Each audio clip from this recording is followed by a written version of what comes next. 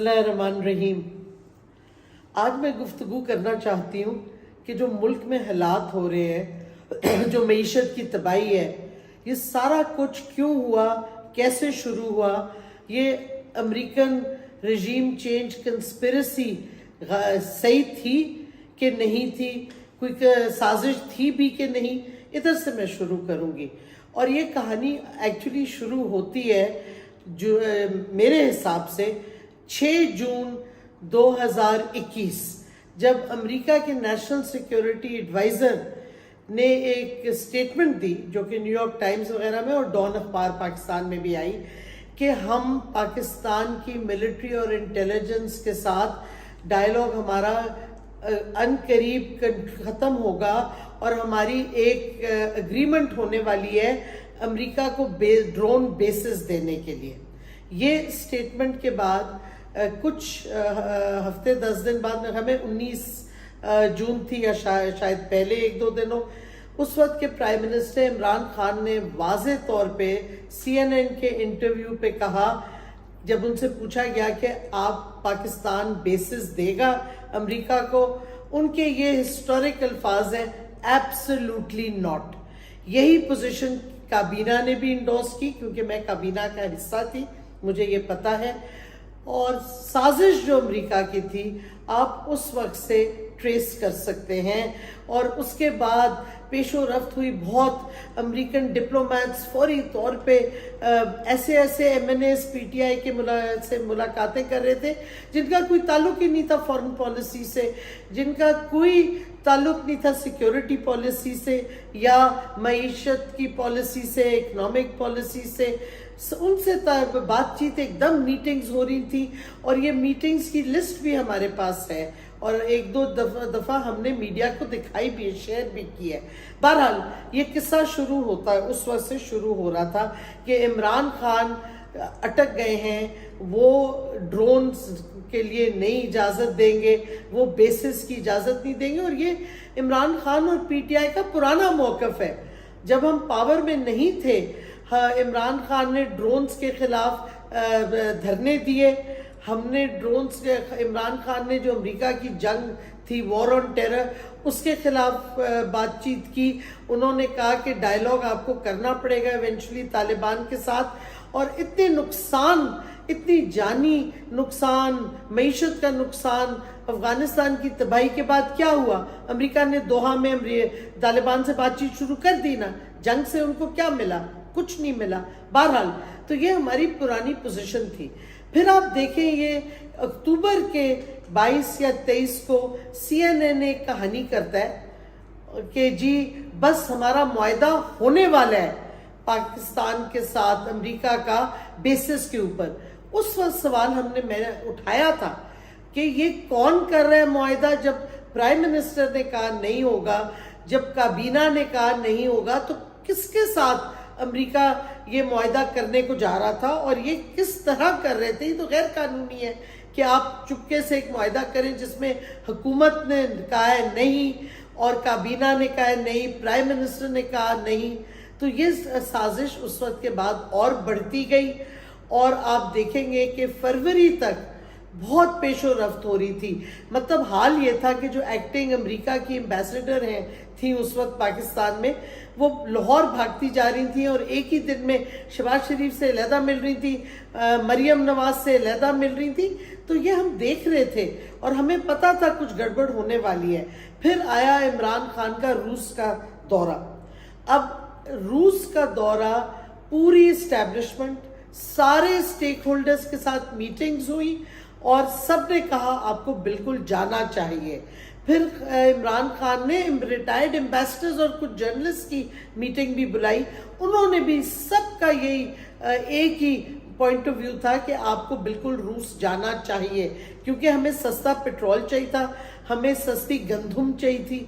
اس واسطے عمران خان روس گئے، اور اس کے بعد یہ سازش کی آخری قسط ہوئی کہ 7 مارچ کو ڈونلڈ لو جو نیشنل سیکیورٹی کو ریپرزینٹ کرتے تھے، امریکن گورنمنٹ کو، وائٹ ہاؤس کو، انہوں نے میٹنگ کی، فارمل میٹنگ ہمارے ایمبیسڈر کے ساتھ، اور انہوں نے واضح طور پہ ایک دھمکی بھیجی، اور ان کی جو دھمکی کے الفاظ سے اس سے واضح ہو گیا کہ یہ سازش ہے، وہ سائفر کی جو ہم بات کرتے ہیں۔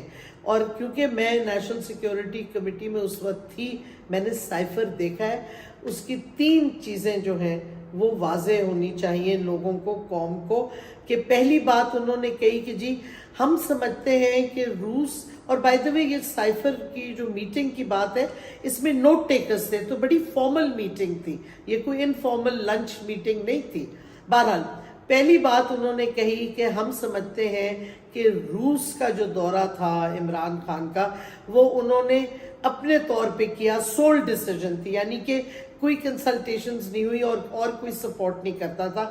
اب اس پہ سوال جو ہم نے اٹھایا سویلین منسٹرز نے نیشنل سیکیورٹی کمیٹی میں، کہ کس نے یہ غلط انفارمیشن دی؟ پاکستان کی ریاست کی طرف سے ہی گئی ہوگی نا، کیونکہ اگر آپ ڈیسیجن میکنگ میں نہیں ہے تو آپ کی بات کون کہے گا سچی ہے؟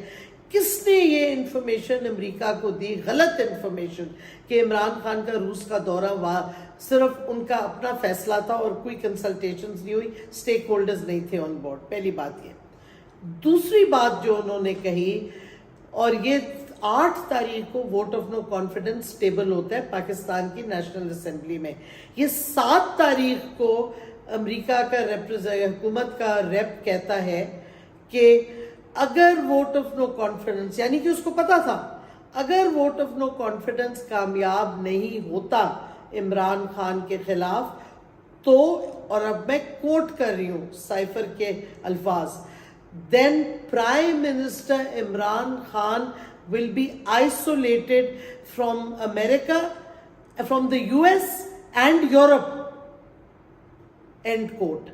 اور تیسرا پوائنٹ جو اس کا تھا، اور یہ میں پھر کوٹ کر رہی ہوں کہ پہلے میں کہوں کہ اگر ووٹ آف نو کانفیڈنس کامیاب ہوتا ہے، اور میں پھر سائفر کے الفاظ کوٹ کر رہی ہوں، then all will be forgiven, end quote۔ اب مجھے بتائیں یہ سازش نہیں ہے تو کیا ہے؟ بیسس سے بات شروع ہوتی ہے، اس کے بعد آپ دیکھیں فروری میں، مارچ میں کیا کہتے ہیں، جس طریقے سے ہمارے ایلائز ہمیں چھوڑتے گئے، سندھ ہاؤس میں فوری طور پہ پہنچ گئے، 3.5 سال تو ان کو کوئی تکلیف نہیں تھی حکومت میں ہمارے ساتھ رہنے کے، ایک دم ان کو تکلیف ہو گئی، ہمارے کوئی ڈسیڈنٹ ایم این ایز سارے سندھ ہاؤس جا کے بند ہو گئے۔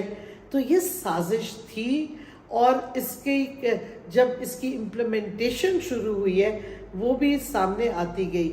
پہلے تو انہوں نے ان کی غلط فہمیاں تھیں، ان کی دماغ میں تھا کہ اگر ووٹ آف نو کانفیڈنس سے ایلائز کو ہٹا لیں، ڈسیڈنٹس کو، اور ہماری حکومت کو گرا دیں تو عمران خان گھر چلا جائے گا، پی ٹی آئی ختم ہو جائے گی اور ہم جو مرضی کریں۔ اب مسئلہ یہ اٹھا کہ وہ جو دیکھیں سازش باہر کے ملک اسی وقت کامیاب کر سکتے ہیں ایک اور ملک میں جب اندرون ملک میں سازش کا حصہ پاورفل لابیز بنے۔ تو وہ پاورفل لابیز جو بنی ان کی 2-3 بہت بڑی غلطیاں تھیں۔ پہلی بات انہوں نے غلط سوچا تھا، وہ عمران خان کو سمجھ ہی نہیں سکے۔ انہوں نے سمجھا عمران خان گھر چلا جائے گا، چپ کر کے بیٹھ جائے گا۔ عمران خان گھر نہیں گیا، چپ کر کے نہیں بیٹھا، اس نے پوری قوم کو موبلائز کیا۔ ایک کال پہ لوگ خود نکل آئے سڑکوں پہ، تو یہ ان کے لیے بہت بڑا شوق تھا، پہلا شوق۔ دوسرا، انہوں نے قوم کو نہیں سمجھا، انہوں نے سمجھا قوم یہی چوروں کو مان لے گی، وہی شہباز شریف، زرداری، مولانا فضل الرحمان، ان کو سب قوم واہ واہ کر کے ایکسیپٹ کر لے گی۔ وہ نہیں ہوا، لوگوں کو سخت غصہ ہے۔ ایک کہ امریکہ کی سازش کے تحت عمران خان جو جمہوری الیکٹڈ پرائم منسٹر تھا ان کو ہٹایا گیا، دوسرا کہ چوروں کو واپس آپ مسلط کیا اپنے پاکستانی قوم پہ۔ یہ 2 چیزیں نہیں ایکسیپٹیبل تھی۔ یہ جو اسٹریٹجک پلاننگ کر رہے تھے اپنی طرف سے، ان کی ساری پلان یہی ختم ہوگی۔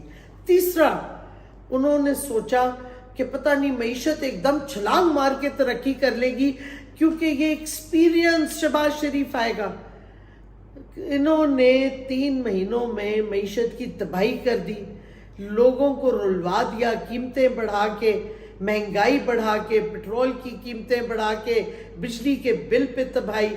یہ ان کی نااہلی واضح ہوگی آتے ہی، بلکہ پہلے 1-2 مہینے میں.